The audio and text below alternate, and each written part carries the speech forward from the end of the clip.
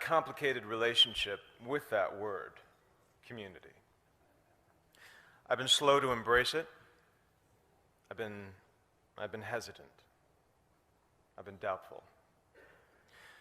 For many years, I could not or would not accept that there was anything in that word for someone like me, like connection and support, strength, warmth. And there are reasons for that. I wasn't born in this country. I didn't grow up in any one particular religion. I have a mixed-race background, and I'm gay.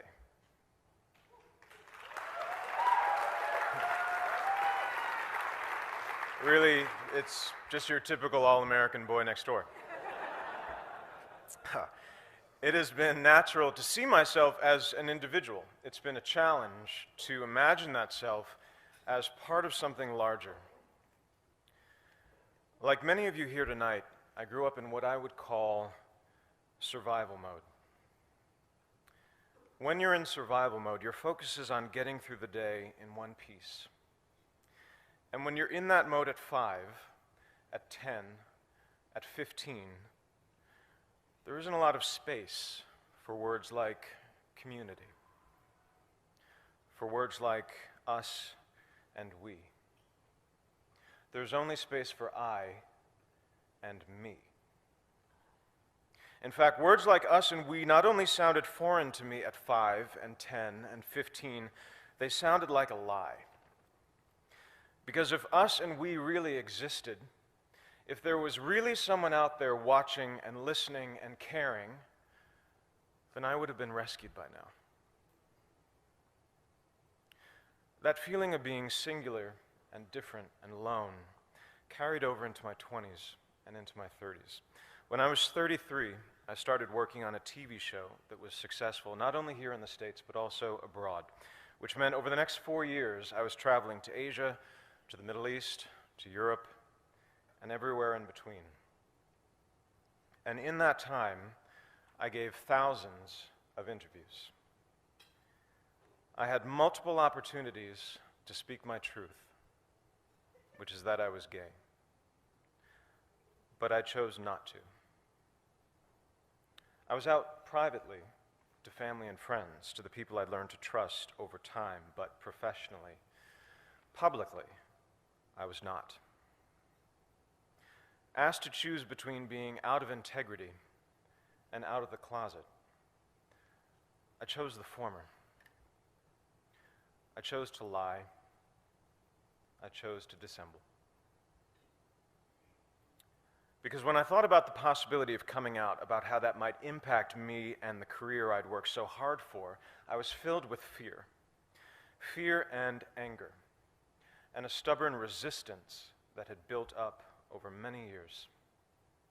When I thought about that kid somewhere out there who might be inspired or moved by me taking a stand and speaking my truth, my mental response was consistently, no thank you. I thought, I've spent over a decade building this career, alone, by myself. And from a certain point of view, it's all I have. But now I'm supposed to put that at risk to be a role model to someone I've never met, who I'm not even sure exists. That didn't make any sense to me.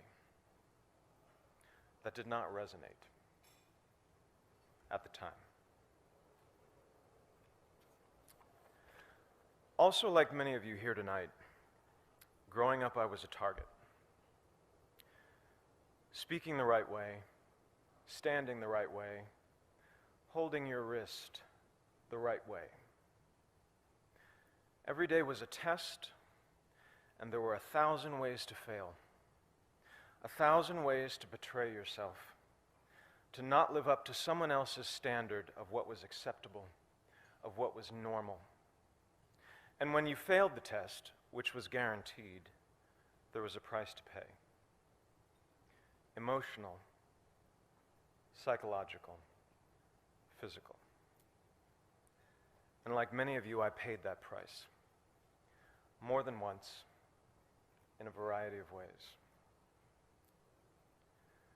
The first time I tried to kill myself, I was 15. I waited until my family went away for the weekend, and I was alone in the house, and then I swallowed a bottle of pills. I don't remember what happened over the next couple of days, but I'm pretty sure come Monday morning, I was on the bus back to school, pretending everything was fine. And when someone asked me if that was a cry for help, I say no, because I told no one. You only cry for help if you believe there's help to cry for. And I didn't. I wanted out. I wanted gone. At 15. I and me can be a lonely place, and it will only get you so far. By 2011, I'd made the decision to walk away from acting and many of the things I'd previously believed so important to me. And after I'd given up the scripts and the sets which I dreamed of as a child, and the resulting attention and scrutiny which I had not dreamed of as a child, the only thing I was left with was what I had when I started. I and me. And it was not enough. In 2012, I joined a men's group called the Mankind Project, which is a men's group for all men, and was introduced to the still foreign and still potentially threatening concepts of us and we, to the idea of brotherhood, sisterhood, and community. And it was via that community that I became a member and proud supporter of the Human Rights Campaign. And it was via this community that I learned more about the persecution of my LGBT brothers and sisters in Russia.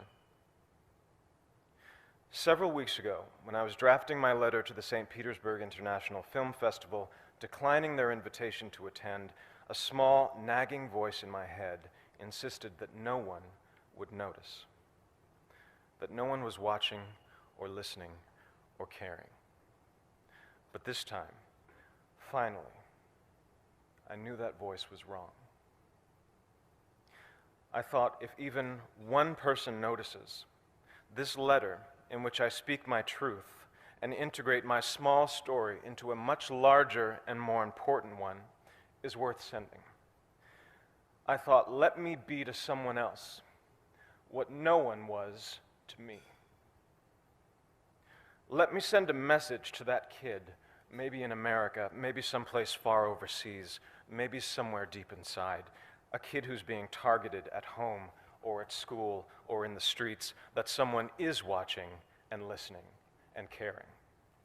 That there is an us, that there is a we, and that kid or teenager or adult is loved.